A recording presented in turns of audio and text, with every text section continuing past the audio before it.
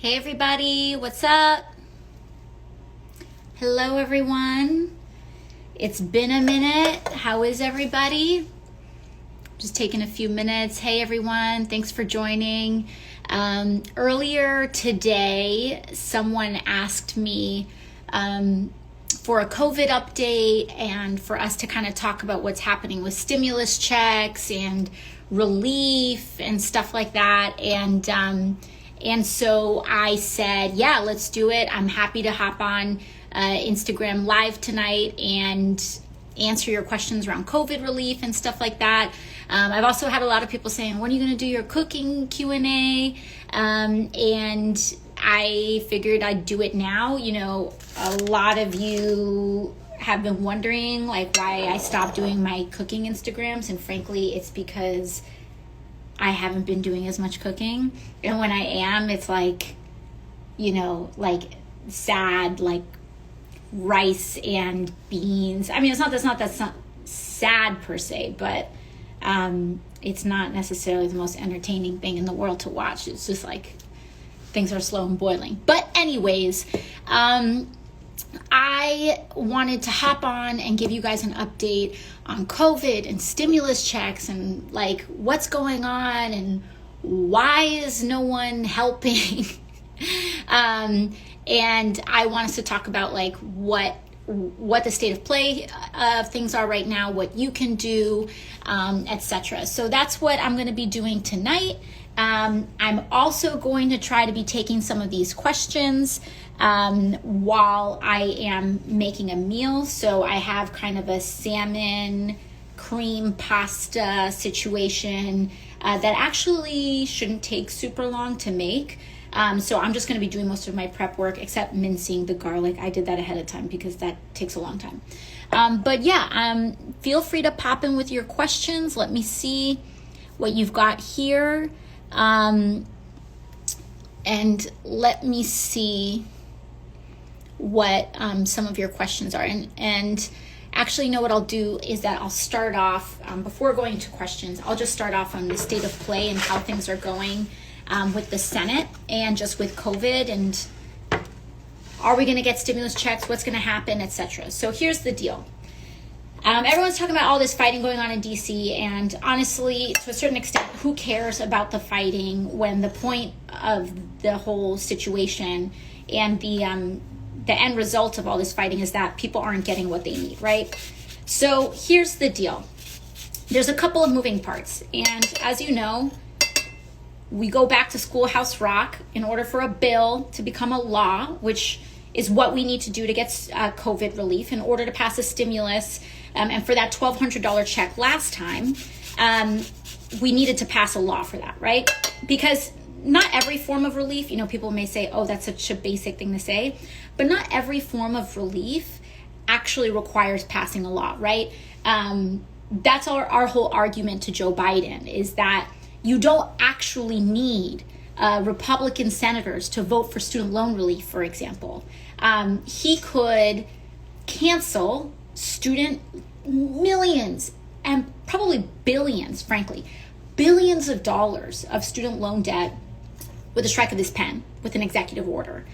And so the reason why I do think it's important to say and reiterate that in order for us to get COVID relief, unfortunately, this is not just a matter of the president just signing an executive order and sending $1,200 stimulus checks out to everybody. We have to pass a law, which means that we have to get the House to vote on something. It means that the House has to pass a law. It means the Senate has to, or rather pass a bill. The Senate has to pass a bill, and Trump still needs to sign that bill. So let's keep it real. Let's talk about beyond just Democrats are this and Republicans are that. Because this actually is not a situation of every Republican not wanting a check. This is a matter of Mitch McConnell not wanting a check.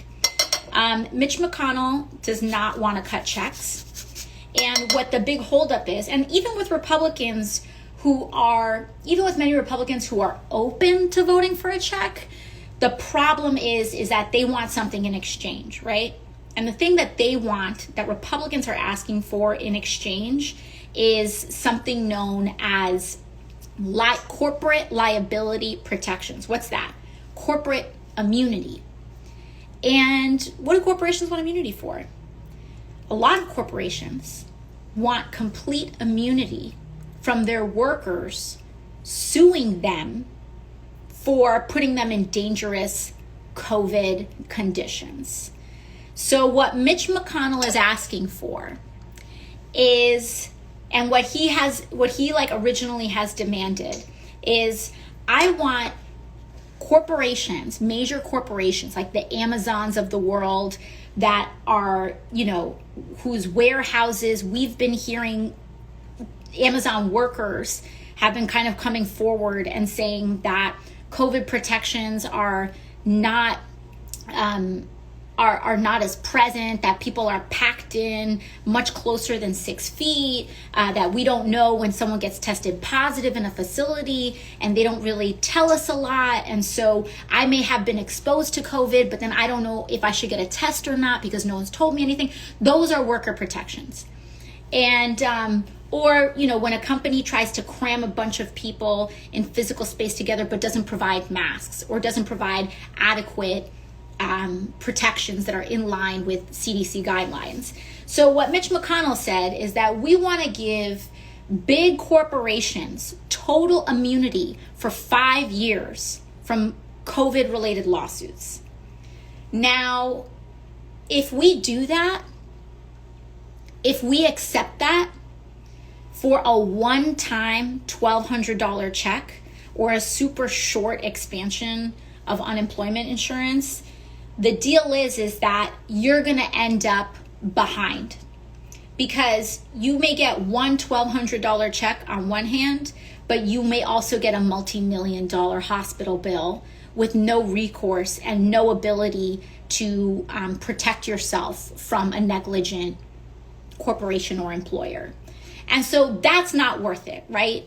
Your check is not worth your life. And so what we need to do is talk them down from that, right? But let me be very clear that where we're at right now is that some Republicans, and frankly, I just think it's sad, where it's like, why do you need to get something for helping your constituents? Why do we need to exchange people's well-being and ability to survive for yet another corporate bailout after we already, by the way, passed a $4 trillion leveraged for Wall Street in March? So let's talk about the math here, because y'all got a $1,200 check. Wall Street got $4 trillion in access to liquid funds. And that to me, just structurally, I'm concerned. What keeps me up at night is that it was short-term relief that was really important and really necessary, but that the help for working people and everyday people, as we know, dries up super fast. But what we gave away to Wall Street was so large and so structural that, frankly, that's why Republicans, I think, have been, not as, and why Mitch McConnell has not been in a rush, because Wall Street got an enormous bailout, and they don't really need to be saved with that kind of extension of liquidity right now. And I'm afraid that it kind of disincentivized them to come back to the negotiating table so that we could get more for working people. Whether that's true or not, I still think we have to see if that bears out. But personally, that was a concern of mine, and I'm concerned that Mitch McConnell, that his lack of urgency around helping people, that maybe he would have a little bit more urgency if Wall Street needed help as desperately as working people need help right now. So anyways, fast forward, what does that mean for right now? So we just had our last vote in DC this week. We just had our last vote this week and today for the week. We are now kind of at an impasse and Senate and House leaders are negotiating this $900 or so billion package that we hope we can vote on next week. Congress has critical government funding deadlines, when the government shuts down all the time, which, by the way, it didn't used to shut down all the time. This is kind of a modern phenomenon of our government's dysfunction. That basically, when the government shuts down all the time, it's always around now, right? It's always around Christmas time, and holiday time. And by the way, happy Hanukkah to all of our friends and neighbors that are lighting their first candle tonight. But, it's always around this time, frankly, when people need this help the most, that our government shuts down. And so we have to come back and make sure that we fund the government next week, and that we are in negotiations and making sure that we get this through. But we also need to pass COVID relief. Now, the current $900 package that is being negotiated has tiny unemployment expansion to the tune of about $300. So how earlier this year we were able to expand unemployment assistance, and it was $600? That's way more helpful. The $600 in UI ended up being one of the most effective anti-poverty programs that we have seen in recent history. People were really finally able to just breathe a tiny bit for a short period of time with that expanded UI. And we heard from some folks then that, why are you going to do that $600? It's too much money. You're disincentivizing people going back to work. But we could have solved, and in fact, we had proposals to solve that problem so that you didn't have to face this cliff, right? So that if you went back to work, you wouldn't lose money. But at the same time, we could ease people. You could keep that help while you transition back to your job. Those proposals were shut down. And we had many other proposals as well to help ease this issue. And now what's going on is now we have this tiny increase. So we went from that $600 help. The current state of the package that's being negotiated is cut in half.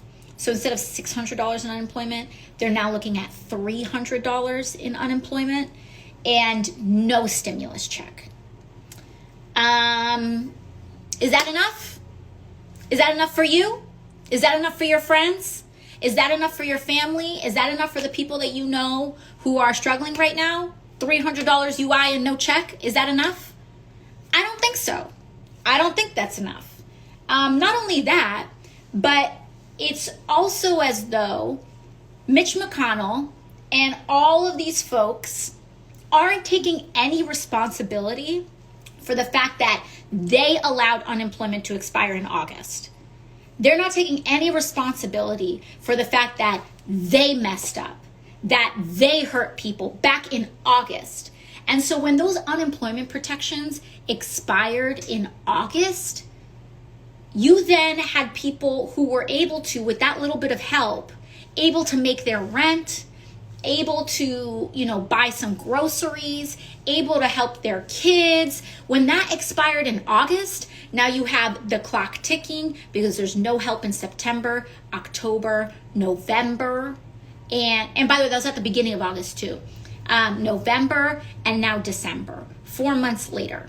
And so is it any surprise at all that people are behind 4 months on rent?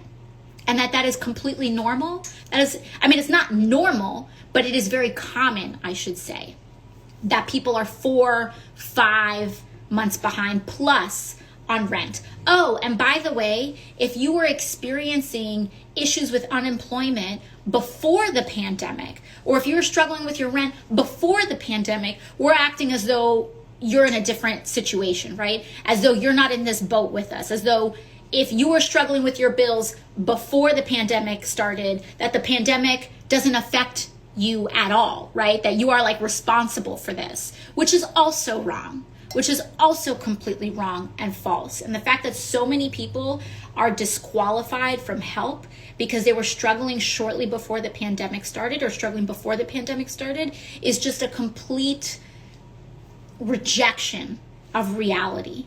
We are all enduring and all weathering this one way or another, with some people weathering it much, much harder than other people are weathering it. And so we really need to make sure that we get stimulus checks in. So the bad news is that the current package does not have stimulus checks. The good news is that we are starting to build bipartisan support for stimulus checks. So what that means is that while there are a whole lot of Republicans that are saying no on checks and UI, oh, and by the way, the White House, we have the Secretary of the Treasury, Trump's Treasury Secretary, Steven Mnuchin. Now, when they see all of this pushback with people needing checks, now what their new proposals is saying you can get checks or UI, which does not help the situation. We should not erase unemployment so that people could get checks, and we should not erase checks so that people get unemployment, which, by the way, the unemployment package that they're already proposing is already too little. But no matter, we need to make sure that even if we take this deal, right? Because I'm actually like not this, I know Fox News, and not even just Fox News, like plenty of other Democrats think I'm like this fire and brimstone, like my way or the highway, like blah, blah, blah kind of person. But the fact of the matter is I recognize that we need help, and you all need help. And I will do whatever it takes in order to make sure that you all get the help that you need, get the money that you need, but also aren't sent in and made so vulnerable at your job that you get COVID and then have no recourse against your employer, right? Because that trade-off's not worth it. And so, what we're able to do is say, okay, listen, the $300 is not enough, but if that's as high as Trump is going to go, if $300 in unemployment is the absolute highest that Republicans are going to go, fine. Take this package, let's assess it, but we need to add stimulus checks into it. And so the current state of play is that we've got this package. It's got some state and local funding, not enough. It's got unemployment assistance, not enough, but more. Not enough, but still something. In order for this to, I think, push through is with no funny business, no fine print, no taking stuff away in order to get people's relief, is that you just add the stimulus checks in. And so I support this, but also we're also seeing some movement in the Senate where Republican Senator Josh Hawley is in support of it. And these are people that we never agree with, pretty much polar opposite on almost everything. But both he and Bernie Sanders have introduced an amendment, and we're speaking on the floor of the Senate to add stimulus checks. And so that's the state of play of things right now. But the bottleneck is Mitch McConnell.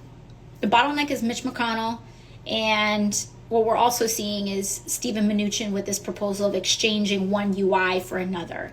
And I never see this kind of austerity when it comes to Wall Street bailouts. I never see this kind of austerity when it comes to things that the absolute wealthiest people in our society demand. We only see this austerity. We don't even see this austerity mindset for the military, by the way.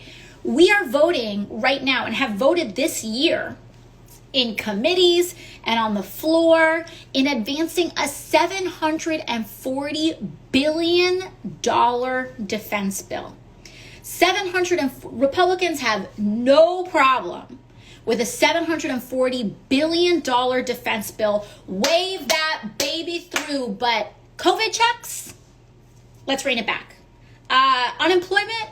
No. So this really isn't about fiscal responsibility at all. It's just not. It's about who's willing and who has the stomach to let people starve because they don't, I don't know, aren't affected, have never been hungry. I have no idea. But the very fact that this is even partisan is sad. And we have to really make sure, stimulus checks, it shouldn't be a Democratic thing, and it shouldn't be a Republican thing. It should be a pandemic thing. It should be a national disaster thing.